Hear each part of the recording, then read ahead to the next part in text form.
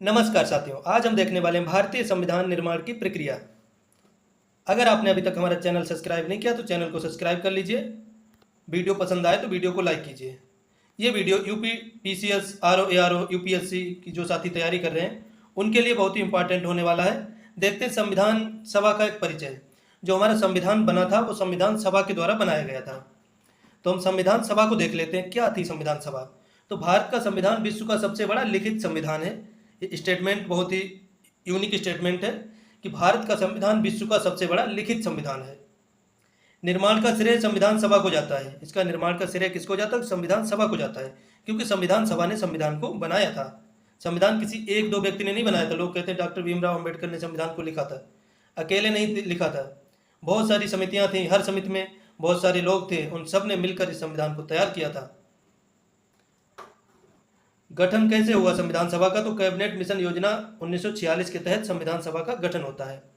प्रकृति कैसी थी? तो आंशिक रूप से निर्वाचित और आंशिक रूप से नामांकित थी। संविधान सभा के कुछ सदस्य निर्वाचित थे, कुछ सदस्य नामांकित थे। इसको बनने में कितना समय लगा संविधान को? तो 2 वर्ष 11 महीना 18 दिन। संविधान को बनने में जो समय लगा है वो 2 वर्ष 11 महीना और 18 दिन। और कुल लागत आई है 64 लाख रुपए। संविधान को बनाने में कुल व्यय हुआ है 64 लाख रुपए। उस टाइम पे 64 लाख बहुत हुआ करता था। पहली आधिकारिक मांग कब हुई संविधान सभा की? तो भारत के लिए संविधान सभा का विचार पहली बार 1934 में एम.एन. रॉय, जो वामपंथी नेता थे, उन्होंने रखा। तो पहली बार संविधान सभा की मांग हुई 1934 में, एम.एन. रॉय के द्वारा इसका विचार रखा गया। और भारतीय राष्ट्रीय कांग्रेस ने पहली बार 1935 में आधिकारिक तौर पर संविधान सभा की मांग की। तो संविधान सभा का विचार रखा गया एम.एन. रॉय द्वारा 1934 ईस्वी में, और कांग्रेस के द्वारा संविधान सभा की मांग की गई 1935 ईस्वी में। उसके बाद नेहरू द्वारा क्या किया गया? तो नेहरू ने घोषणा की कि स्वतंत्र भारत का संविधान वयस्क मताधिकार पर चुनी गई संविधान सभा द्वारा बनेगा। तो 1938 में नेहरू जी ने यह बात कही। आगे देखते हैं अगस्त प्रस्ताव और क्रिप्स मिशन। अगस्त प्रस्ताव 1940 में आता है। ब्रिटिश सरकार ने अंततः 1940 के अगस्त प्रस्ताव में सैद्धांतिक रूप से इस मांग को स्वीकार कर लिया। जो संविधान सभा बनाने की मांग थी उसको अगस्त प्रस्ताव के द्वारा ब्रिटिश सरकार ने इसको स्वीकार कर लिया। उसके बाद 1942 में आता है Cripps mission. Sir Stafford Cripps एक मसौदा प्रस्ताव लेकर भारत आता है, जिसे कांग्रेस और मुस्लिम लीग दोनों खारिज कर देते हैं। क्रिप्स मिशन जो आता है एक मसौदा लेकर, उसको मुस्लिम लीग और कांग्रेस, दो मुख्य उस टाइम पे दल बन गए थे, दोनों खारिज कर देते हैं। ये एक दिवालिया बैंक के नाम का उत्तर दिनांकित चेक है।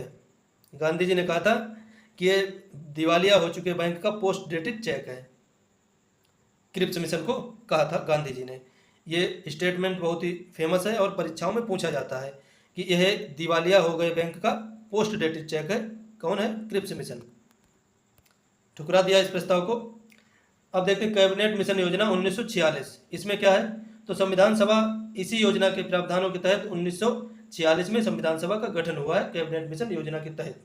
तो संविधान सभा का गठन किस योजना के तहत हुआ? तो कैबिनेट मिशन योजना के तहत हुआ। कैबिनेट मिशन में कितने सदस्य थे? तो लॉर्ड पैथिक लॉरेंस अध्यक्ष था, सर स्टेफोर्ड क्रिप्स इसका सदस्य था, ये भी अलेक्जेंडर इसका सदस्य था। 3 सदस्य थे कैबिनेट मिशन योजना में। इसने 2 संविधान सभा की मांग को खारिज कर दिया था। जो कैबिनेट मिशन योजना थी, इसने 2 संविधान सभा की मांग को खारिज कर दिया था। इसने कहा था कि एक ही संविधान सभा होगी। संविधान सभा की संरचना, इसमें कुल 389 सदस्य थे। कितने सदस्य थे? तो 389, 389। ब्रिटिश प्रांतों से थे 292 सीटें, देसी रियासतों से थी 93 सीटें, और मुख्य आयुक्त प्रांतों से थी 4 सीटें। जो कमिश्नरी प्रांत थे वहाँ से 4 सीटें थी। ब्रिटिश प्रांत से 292, देसी रियासतों से 93, मुख्य आयुक्त प्रांतों से 4 सीटें। कुल मिलाकर 389 सीटें थी संविधान सभा में। सीटों का निर्धारण जनसंख्या पर प्रति 10 लाख पर 1 सीट, यानी 10 लाख जनसंख्या पर 1 व्यक्ति चुना जाना था संविधान सभा के लिए। ये रेशियो रखा गया था 10 लाख अनुपात 1। 1946 के चुनाव परिणाम। तो इसमें चुनाव में क्या होता है? तो कांग्रेस को 208 सीटें मिलती हैं, मुस्लिम लीग को 73, छोटे सम निर्दलीय जो निर्दलीय थे उनको 15, कुल 296 सीटें होती हैं। रियासतों ने शुरू में संविधान सभा से अलग रहने का फैसला किया, इसलिए 93 सीटें नहीं भर पाई। जो देशी रियासतें थी उन्होंने पहले संविधान सभा से अलग रहने का निर्णय लिया। गांधी जी और जिन्ना संविधान सभा के सदस्य नहीं थे। जो गांधी और मोहम्मद जिन्ना संविधान सभा के सदस्य नहीं थे। कार्य प्रणाली देख लेते हैं संविधान सभा की। संविधान सभा चुन गई, 389 सदस्य इसमें हैं। अब देखते हैं कार्य प्रणाली कैसे कार्य करती है। तो पहली बैठक होती है संविधान सभा की 9 दिसंबर 1946 में। स्थान है सेंट्रल हॉल, संसद भवन, नई दिल्ली। सेंट्रल हॉल, संसद भवन, नई दिल्ली में बैठक होती है। उपस्थिति होती है इसमें 211 सदस्यों की। मुस्लिम लीग ने इसका बहिष्कार किया। 9 दिसंबर वाली जो बैठक थी 1946 की, मुस्लिम लीग ने इसका बहिष्कार किया और दिल्ली के सेंट्रल हॉल में ये बैठक होती है। अध्यक्ष थे अस्थाई डॉक्टर सच्चिदानंद सिन्हा। डॉक्टर सच्चिदानंद सिन्हा अस्थाई अध्यक्ष थे। और फ्रांसीसी परंपरा के अनुसार सबसे वरिष्ठ सदस्य को चुना गया था। फ्रांसीसी परंपरा के अनुसार सबसे वरिष्ठ सदस्य अध्यक्ष बनाया गया था, जो कि अस्थाई अध्यक्ष थे डॉक्टर सच्चिदानंद सिन्हा। 9 दिसंबर 1946 को पहली बैठक में। दूसरी बैठक होती है 11 दिसंबर 1946 को। अब स्थायी नियुक्ति हो जाती है डॉक्टर राजेंद्र प्रसाद की संविधान सभा के अध्यक्ष के रूप में। तो डॉक्टर राजेंद्र प्रसाद अध्यक्ष बनते हैं। उपाध्यक्ष बनते हैं एच.सी. मुखर्जी और टी.टी. कृष्णामाचारी। तो अध्यक्ष थे डॉक्टर राजेंद्र प्रसाद, उपाध्यक्ष थे एच.सी. मुखर्जी और बी.टी. कृष्णामाचारी, और संवैधानिक सलाहकार थे सर बी.एन. राव। याद रखिए, डॉक्टर राजेंद्र प्रसाद अध्यक्ष, उपाध्यक्ष 2 लोग थे, एच.सी. मुखर्जी और बी.टी. कृष्णामाचारी, और संवैधानिक सलाहकार थे सर बी.एन. राव। अब उद्देश्य प्रस्ताव पेश किया जाता है तीसरी बैठक में 13 दिसंबर 1946 में। जवाहरलाल नेहरू द्वारा प्रस्तुत किया गया उद्देश्य प्रस्ताव, इसमें संविधान के दर्शन और मूल ढांचे को रेखांकित किया गया और उद्देश्य प्रस्ताव इसको स्वीकार किया गया 22 जनवरी 1947 को। यही प्रस्ताव बाद में भारतीय संविधान की प्रस्तावना का आधार बना। तो उद्देश्य प्रस्ताव पेश किया जाता है 13 दिसंबर 1946 को। इसमें संविधान के मूल ढांचे को रेखांकित किया गया था और इसको स्वीकार किया जाता है 22 जनवरी 1947 को। यही प्रस्ताव बाद में भारतीय संविधान की प्रस्तावना का आधार बना। इतनी बातें याद रखिए। अब देखते हैं निर्माण के आंकड़े, कुछ खास चीजें यहाँ पे। तो संविधान सभा के कुल कितने 11 सत्र हुए, 11 सेशंस में इसकी मीटिंग्स हुई। संविधान को बनने में समय लगा 2 वर्ष 11 माह 18 दिन, 2 ईयर 11 मंथ 18 डेज। कुल खर्च आया 64 लाख 64 लाख। संविधान निर्माताओं ने 60 देशों के संविधानों का अवलोकन किया। संविधान निर्माताओं ने 60 देशों के संविधानों का अवलोकन किया, तब जाके भारतीय संविधान के लिए अच्छी अच्छी चीजें वो ढूंढ कर लाए। अब देखते हैं 1947 अधिनियम द्वारा परिवर्तन। क्या परिवर्तन आता है इस अधिनियम द्वारा? दोहरी भूमिका एक तो यह है, और संख्या में कमी। ये क्या क्या है तो देखते हैं। दोहरी भूमिका क्या थी कि संविधान सभा 2 अलग अलग कार्य कर रही थी। संविधान जो सभा थी वो 2 काम कर रही थी। एक काम था संविधान निर्माण, संविधान का निर्माण कर रही थी, अध्यक्ष थे डॉक्टर राजेंद्र प्रसाद। दूसरा काम था विधायिका, संसद के रूप में काम कर रही थी, और उसमें अध्यक्ष थे जी.बी. मावलंकर। तो संविधान सभा संविधान का निर्माण कर रही थी, और निर्माण के संदर्भ में देखें तो उस टाइम पे अध्यक्ष हुआ करते थे डॉक्टर राजेंद्र प्रसाद। जब ये विधायिका के रूप में, संसद के रूप में काम करती थी, तो उस टाइम पे अध्यक्ष हुआ करते थे जी.बी. मावलंकर। उसके बाद संख्या में कमी क्या है कि विभाजन के बाद मुस्लिम लीग के पाकिस्तान जाने के कारण सदस्य संख्या घटकर 299 रह गई। उसके बाद विभाजन हो गया 1947 में, तो मुस्लिम लोग पाकिस्तान चले गए, तो 299 संख्या घटकर रह गई संविधान सभा के सदस्यों की। प्रांतों से 229, रियासतों से 70 लोग रह गए। महत्वपूर्ण समितियां क्या क्या थी संविधान की जिन्होंने संविधान को बनाया? तो सबसे महत्वपूर्ण है प्रारूप समिति, ड्राफ्टिंग कमेटी। ड्राफ्टिंग कमेटी का गठन किया गया था 19 अगस्त 1947 को। इसके अध्यक्ष थे डॉक्टर बी.आर. अम्बेडकर।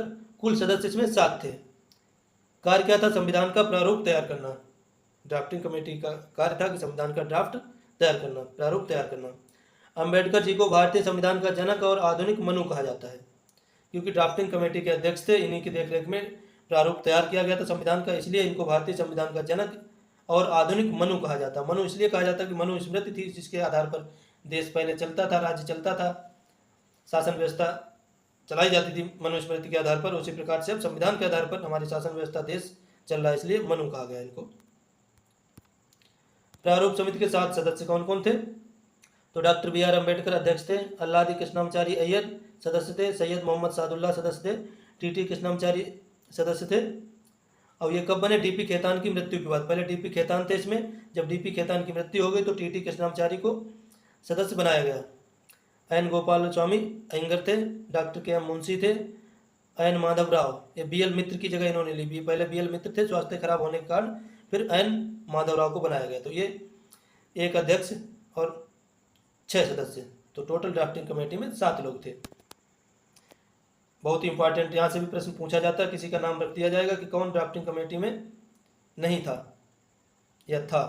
कुछ नाम इसमें से दिए जाएं, कुछ अलग से, तो आप इसको भी याद कर लीजिए। अन्य महत्वपूर्ण समितियां कौन कौन थी? तो संघ शक्ति समिति थी, इसके अध्यक्ष थे जवाहरलाल नेहरू। संघीय संविधान समिति थी, उसके अध्यक्ष थे जवाहरलाल नेहरू। प्रांतीय संविधान समिति थी, उसके अध्यक्ष थे सरदार पटेल।